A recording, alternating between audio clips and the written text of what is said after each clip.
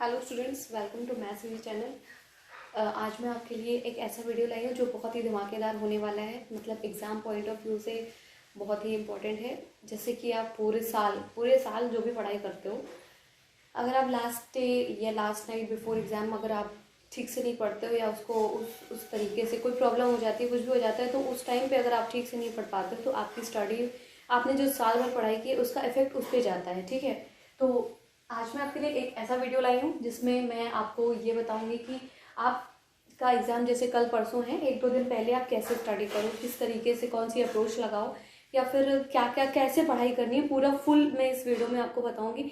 थोड़ा सा लॉन्ग ये वीडियो हो सकता है, मगर इसमें जो भी मैं आपको अपना एक्सपीरियंस, सबसे बड़ी बात एक्सपीरियंस होती है, तो मैं अपना एक्सपीरियंस शेयर करूँगी। जो भी एक्सपीरियंस शेयर करूँगी वो आपके लिए बहुत बेनिफिशियल होगा। ठीक है, तो चलिए आते हैं। देखिए, पहली चीज़ ये है कि साल भर आपने जो भी मेहनत की है, कितनी भी मेहनत की है, वो ठीक है, वो एक जगह है, पर वो 50% वर्क करता है। जो लास्ट डे या लास्ट नाइट आप मेहनत करते हो वो दोनों मिला के 100% होता है, मगर 50% आपका जो लास्ट डे नाइट है वो वर्क करता है। पूरे साल भर आपने बहुत मेहनत की हो, अगर लास्ट टाइम पे आपकी तबीयत खराब हो गई या बाय चांस आप कुछ भी हो गया ऐसा कि आप नहीं पढ़ पाए, रिवाइज नहीं कर पाए, revision is very important, revise नहीं कर पाए, तो फिर क्या होता है, लास्ट में उसका इफेक्ट आपकी एग्जाम में पड़ता है। ठीक है, तो चलिए आते हैं इस वीडियो पे, जिसमें मैं आपको ये बताने जा रही हूँ कि आपको लास्ट डे या लास्ट नाइट या वन डे बिफोर एग्जाम आपको कैसे पढ़ाई करनी चाहिए, क्या अप्रोच लगानी चाहिए। देखिए, अब मैं आती हूँ इस वीडियो पे।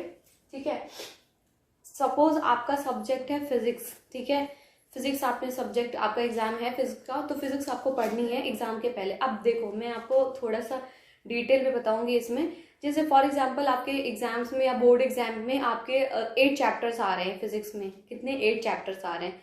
ठीक है, अगर आपने पूरा टारगेट आपका 8 चैप्टर्स का है, ठीक है, 8 चैप्टर्स का टारगेट है, मगर एग्जाम में क्या फुल मार्क्स आपको, मतलब कि 8 में से अगर जैसे 80 मार्क्स का पेपर है तो क्या आपको 80 में 80 मार्क्स मिल सकते हैं? आपको लगता है कि, क्योंकि कहीं ना कहीं कुछ ना कुछ मतलब कि छूट जाता है, जिसकी वजह से, या जब कॉपी करेक्शन होता है, आप आंसर अच्छे से, बहुत अच्छे से नहीं लिख पाते हो, या कुछ ना कुछ ऐसा रीजन होता है, तो वो 2-4 नंबर इधर उधर हो जाते हैं। तो उसकी बात हम नहीं करेंगे, मैं एक एवरेज स्टूडेंट या एवरेज से भी अबव स्टूडेंट की बात करने जा रही हूँ, जो कि one day one night before किस तरीके से प्रिपेयर करेगा। देखो, अगर 8 चैप्टर्स हैं, ठीक है, 8 चैप्टर्स हैं, उसको कैसे आपको करना है कवर, मैं आपको बहुत डिटेल में बताने जा रही हूँ। अगर आपने इस तरीके से किया तो फिर मुझे लगता है कि आपको बहुत हेल्प मिलेगी। इवन हेल्प नहीं, ये कह सकते हो कि 90% आपका कोर्स ये इसी से फिनिश हो जाएगा, आपको अपनी कोई अप्रोच नहीं लगानी पड़ेगी।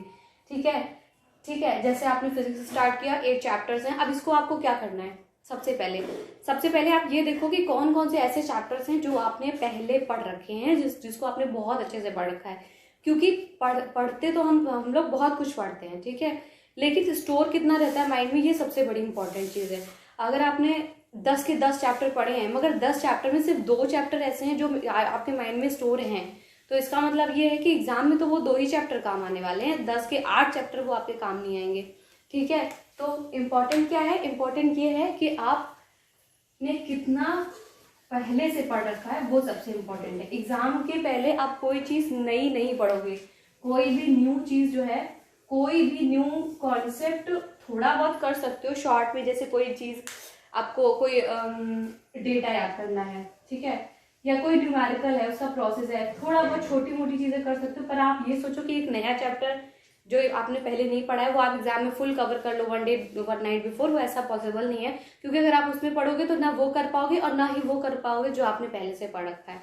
ठीक है, तो सबसे पहले आपको ये मार्क करना है कि जैसे 8 चैप्टर्स हैं, 8 में से सपोज 7 चैप्टर्स आपने पूरे अच्छे से कवर कर रखे हैं। ठीक है, अगर आपने 7 चैप्टर और 8 वाला जो चैप्टर है उसको थोड़ा पढ़ा है, पर उसके कुछ कुछ जो लॉन्ग आंसर्स है या फिर कुछ कॉन्सेप्ट है, कुछ टॉपिक नहीं आते हैं, ठीक है, जो टॉपिक नहीं आता उसको छोड़ दो। जो टॉपिक आपने पहले नहीं पढ़ा है, एग्जाम के पहले एक दिन पहले आपको उसको नहीं पढ़ना है, उसको आप जस्ट लीव दैट। ओके, तो क्योंकि सबसे बड़ी बात यह है कि 80% सिलेबस जो है, 80% सिलेबस से ही पेपर बनता है। पेपर 80 मार्क्स का है, तो उसमें सारा सब कुछ तो पूरे 8 चैप्टर की सारी चीज़ें तो नहीं आ सकती ना। तो 80% सिलेबस अगर आपने वो सिलेबस जो आपने पहले से पढ़ रखा है, अगर आप वो कवर कर लोगे तो उससे क्या होगा, उससे ये होगा कि एटलीस्ट जो आपने पढ़ा है वो आपको रिवाइज हो जाएगा। क्योंकि मैंने पहले भी इसमें बताया, कुछ वीडियोस में, एग्जाम रिलेटेड वीडियोस में बताया है कि आप पहले जो भी पढ़ रहे हो उसको बार बार रिवाइज करो। सबसे इंपॉर्टेंट चीज़ है रिविजन। अगर आप रिविजन नहीं करते हो तो आपका जितना भी पढ़ा है वो धीरे धीरे माइंड से हट जाता है, फिर कोई मतलब नहीं है उसका।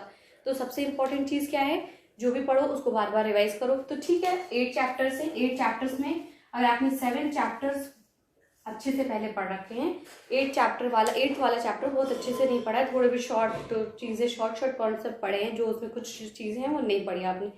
तो आपने जो पहले से पढ़ा है उसको just start revising that. Go for that. First of all, you have to take that chapters which you have studied earlier. This is the main trick. अगर आप कुछ नहीं पढ़ते हो, नया पढ़ते हो, तो जो भी चीज़ आप नया पढ़ोगे वो नया आपके दिमाग में उस टाइम नहीं घुस पाएगा, थोड़ा बहुत रह भी जाएगा तो आप इसको एग्जाम में नहीं लिख पाओगे। सबसे इम्पोर्टेंट चीज़ ये है, ठीक है। तो जो आपने पहले से पढ़ा है उसको उठाइए। उसको उठाने के बाद अब आप उसको पढ़ना कैसे है, जैसे फर्स्ट ऑफ ऑल चैप्टर पे आइए। फॉर एग्जाम्पल आपका मोशन चैप्टर है, ठीक है, मोशन चैप्टर आपने लिया, तो अब आपको क्या करना है, चैप्टर को लेने के बाद आपको फर्स्ट ऑफ ऑल उसके क्वेश्चन आंसर एक्सरसाइजेस पे जानी है, क्योंकि पहले से आपने चैप्टर पढ़ रखा है। या फिर एक तरीका और है, अगर आपने पहले से शॉर्ट नोट्स, कुछ लोग ऐसे भी होते हैं जैसे मैंने पहले बताया पहले के वीडियो में कि आप जो भी पढ़ रहे हो उसका शॉर्ट नोट बनाते जाओ, क्योंकि वो शॉर्ट नोट एग्जाम के लिए बहुत इंपॉर्टेंट होता है। तो आप पहले से शॉर्ट नोट बना के रखे हो तो ठीक है, उस शॉर्ट नोट पे जाओ, उसको पढ़ो। अगर शॉर्ट नोट मैक्सिमम ऐसा होता है कि लोग नहीं बनाते हैं, क्योंकि ये होता है कि लास्ट पे जब एग्जाम का प्रेशर होता है तो ही मेन पढ़ाई होती है, उसके पहले तो कोई इतनी मेहनत नहीं करता है कि शॉर्ट नोट बनाए और उसके बाद उसको स्टडी करे, ठीक है। तो ये चीज़ है कि अब अगर आपने शॉर्ट नोट नहीं बनाया तो कैसे पढ़ना है, तो आपको क्या करना है, go to the chapter, question answers पे जाओ चैप्टर पे। जैसे मोशन चैप्टर है, फिजिक्स का आपने मोशन चैप्टर लिया, मोशन चैप्टर के क्वेश्चन आंसर्स पे जाओ कि क्वेश्चन आंसर, पहले क्वेश्चन आंसर को अपने आप से पढ़ो, ठीक है, पढ़ के समझो कि उसमें क्या आपने पढ़ा है, क्या समझ में आ रहा है।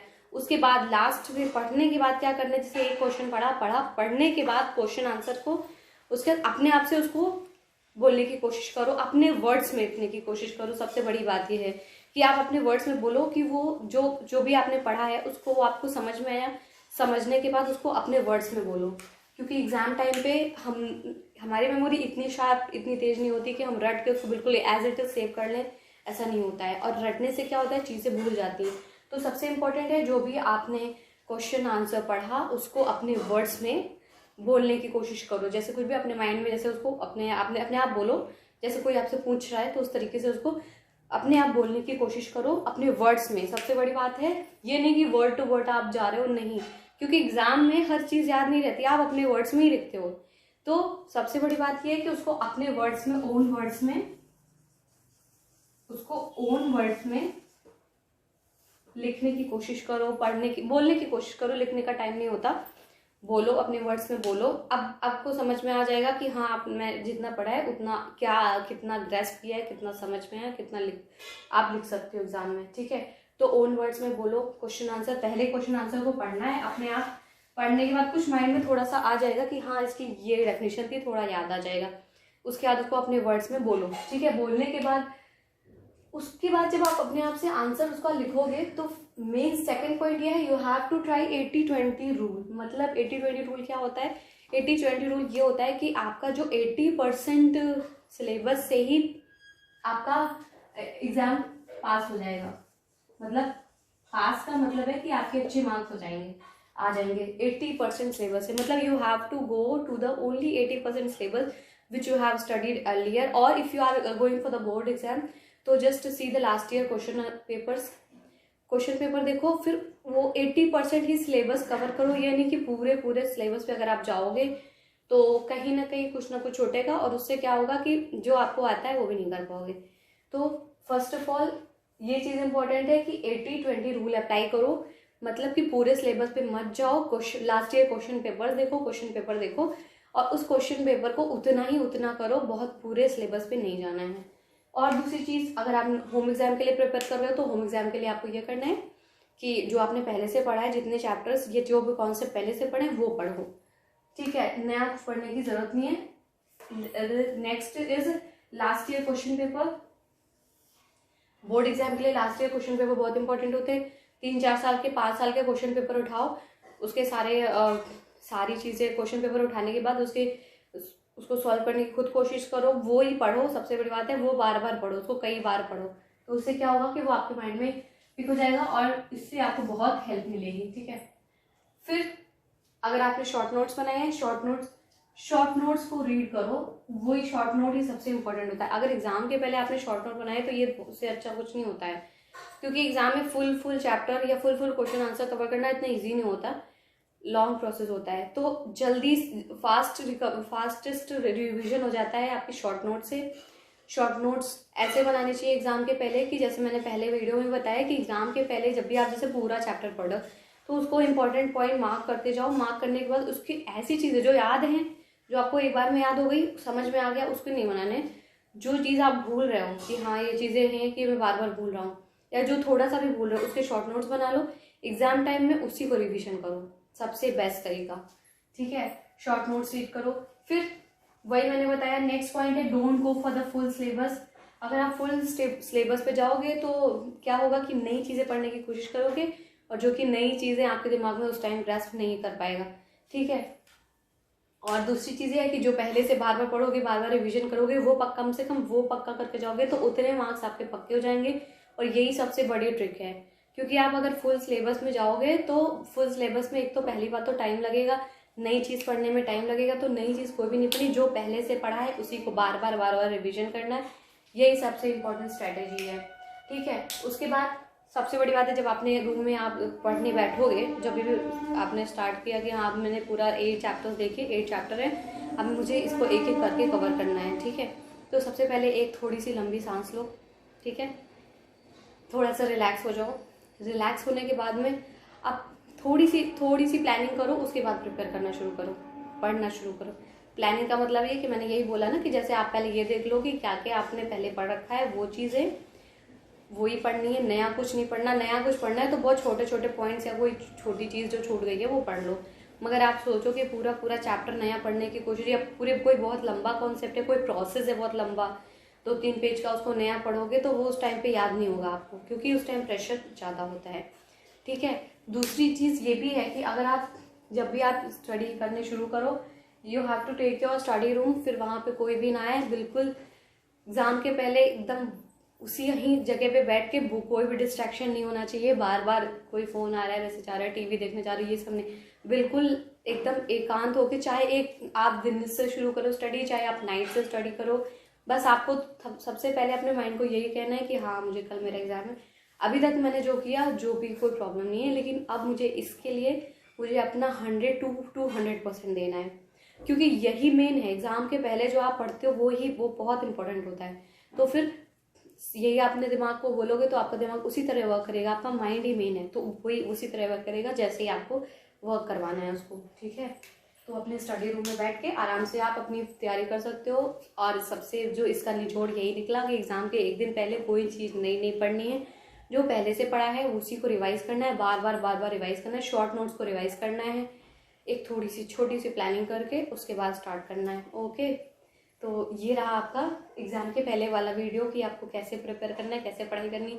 इसके लिए मैं और भी वीडियोस लेके आऊँगी, जैसे पेपर को कैसे लिखना चाहिए, या फिर आपकी राइटिंग क्या इंप्रेशन पड़ता है, या फिर पहले कौन से क्वेश्चन अटैम्प्ट करने चाहिए, उसके बाद कौन से करने चाहिए। तो ये सारे वीडियोस मैं आपको इस टाइम में एग्जाम के ही वीडियो लेके आ रही हूँ, तो एग्जाम के, बोर्ड एग्जाम के या फिर होम एग्जाम के मैं सारे वीडियोस आपको लेके आऊँगी इसके लिए, ठीक है। और अगर आपको अपनी तरफ से कुछ चाहिए तो आप कमेंट में मैसेज कर सकते हो, ओके। Thank you.